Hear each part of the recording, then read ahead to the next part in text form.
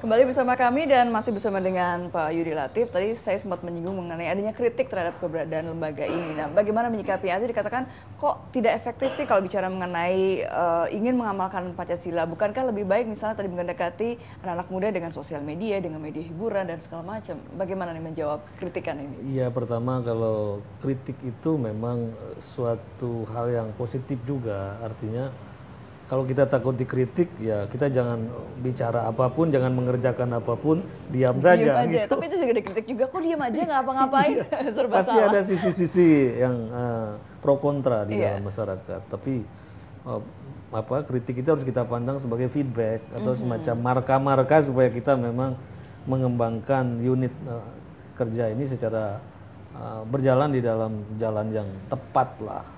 Saya sering mengabaratkan pohon kebangsaan ini itu tidak akan dengan sendirinya tumbuh baik tanpa ada yang memupuk, menyirami, Dirawat ya dari merawat awalnya. yang cukupnya. Jadi harus ada usaha sengaja untuk merawat ini.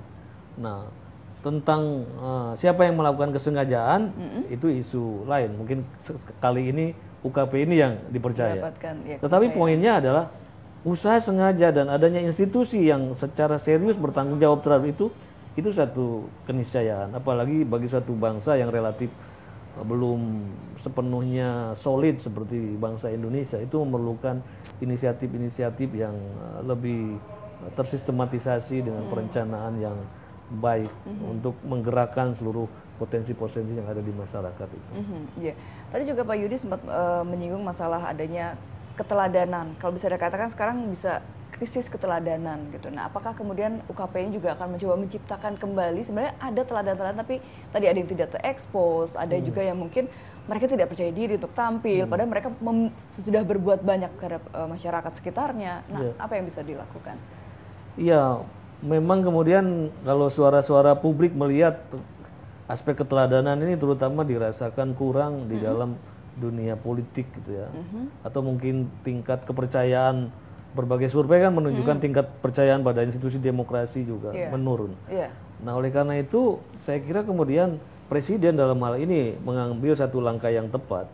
Ketika di Dewan Pengarah ini misalnya, justru yang diambil justru tokoh-tokoh masyarakat, bukan dari tokoh-tokoh politik ya. Terutamanya ada tokoh-tokoh lintas agama yang kita lihat figur-figurnya relatif memiliki satu jejak rekam yang sangat positif.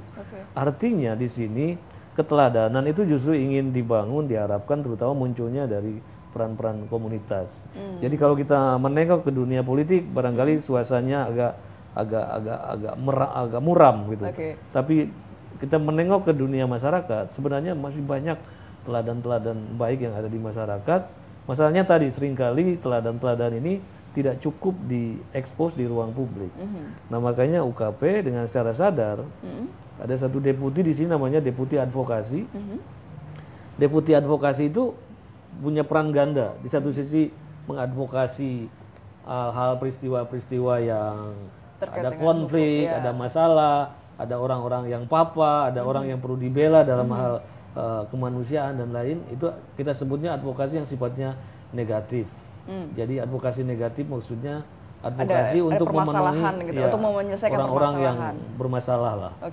Yang kedua yang positif. Yang positif adalah mengarus utamakan tadi praktek-praktek baik, teladan-teladan, perbuatan mulia di ruang publik. Jadi kita sekarang bahkan ingin membentuk namanya Bank Data Prestasi Indonesia di berbagai bidang. Mulai dari Papua sampai Aceh.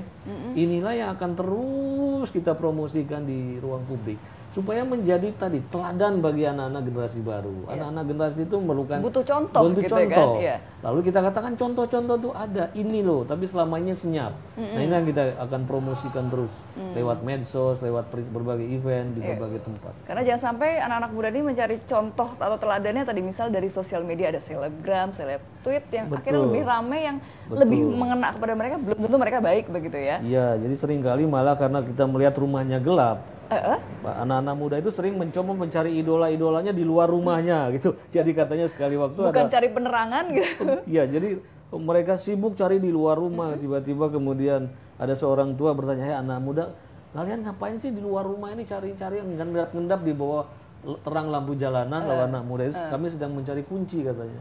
Lalu orang tua itu tanya, emang kuncimu hilang di mana? Anak muda itu berbicara, kunci rumah itu hilang di rumahku sendiri. Tapi Loh, mencarinya kenapa kamu mencari di luar rumahmu? Anak-anak muda mengatakan, karena rumahku gelap gitu loh. Nah, supaya kita menyalakan lagi cahaya di ruang publik, nah, marilah kita biasakan mentradisi, mengapresiasi, menghargai dan mempromosikan orang-orang yang melakukan keteladanan di berbagai bidang itu. Kita biar harus utamakan lebih dikenal, lebih bisa menyebarkan kembali kebaikan contohannya ya. Oke, baik, ini tadi juga di meja ruang kerja tadi ada banyak buku-buku, ini juga di depan ada buku-buku. Masih bisa punya waktu untuk menulis buku di tengah kesibukan yang sekarang lebih sibuk sebenarnya? Kalau buku sedang sedang jeda. Oh, sedang jeda dulu. Tapi menulis di berbagai media masih kita rawat lah, bagi kita usahakan. Oke. Nah, untuk mengencourage anak-anak muda juga untuk mulai belajar menulis, karena kan sebenarnya ketika orang menulis dia butuh bacaan untuk bisa membuat tulisan gitu yang bisa dibaca gitu, bermanfaat. Nah, bagaimana nih mengajak anak muda juga untuk ayo kita selain membaca juga menulis, menyebarkan apa yang dipikirkan gitu ya? Betul, sebenarnya sekarang peralatannya, medianya itu memudahkan bagi siapapun untuk bisa menulis. Yang penting tadi motivasi yang harus dilakukan. Jadi saya misalnya tiap hari, hampir setiap hari dalam beberapa bulan terakhir membuat renungan pagi namanya Makrifat Pagi. Gitu. Di mana melakukannya? Ya justru membunuh kemacetan tuh dengan cara seperti itu. Daripada stres melihat kemacetan kanan kiri, sudah fokus kita alihkan pada tulisan. Dan dimanapun kita bisa menulis. Kalau kita tidak punya data, tinggal masuk ke Google search. Semua yang kita perlukan tuh ada. Yang penting motivasi. Makanya saya kira kalau bisa, sekarang juga ada Perpres yang berkaitan dengan pendidikan karakter. Saya baca dari Kemendikbud, salah satunya adalah mentradisikan literasi, tulis baca. Terutama di pendidikan dasar. Jadi pendidikan dasar itu harus memperkuat tradisi tulis baca. Karena kalau minat baca, minat tulis sudah tumbuh di tingkat dasar, selanjutnya akan penjelajahan selanjutnya otomatis lebih mudah. Ya, karena mereka ingin menulis lagi dan membaca dan membaca. Baik, itu. Terakhir mungkin ada yang ingin juga disampaikan gitu, mungkin harapan juga dari UKP ini butuh kerjasama mungkin dari masyarakat. Silahkan closing statement. Iya betul, jadi saya sering mengatakan Pancasila itu tentang kita, dari kita, dan untuk kita. Itu adalah semacam sabuk keselamatan kita bersama. Nah, kalau kita ingin terbang, selalu pramugari memulai dengan prosedur keselamatan. Nanti ketika kita transit akan naik lagi, mulai lagi dengan prosedur keselamatan. Kalau kita tanya kenapa sih diulang-ulang terus, apa gak bosen? Pramugari akan mengatakan kita harus mengulang-ulang karena selalu ada penumpang baru. Kalaupun penumpang lama, harus tetap diulang supaya built-in, supaya melekat, mapan, ingat, sejak refleks. Nah, makanya saya kira prosedur keselamatan bangsa ini juga jangan pernah bosan-bosan, terus kita pahami, terus kita hayati, terus kita amalkan, supaya itu kemudian menjadi karakter tercetak di dalam perangai dan perbuatan kita semua. Dan oleh karena itu cara mengembangkannya sekali lagi ini tidak bisa menunggu hanya inisiatif dari unit ini yang sangat kecil, tapi mari kembali ke semangat dasar Pancasila, itu semangat gotong royong.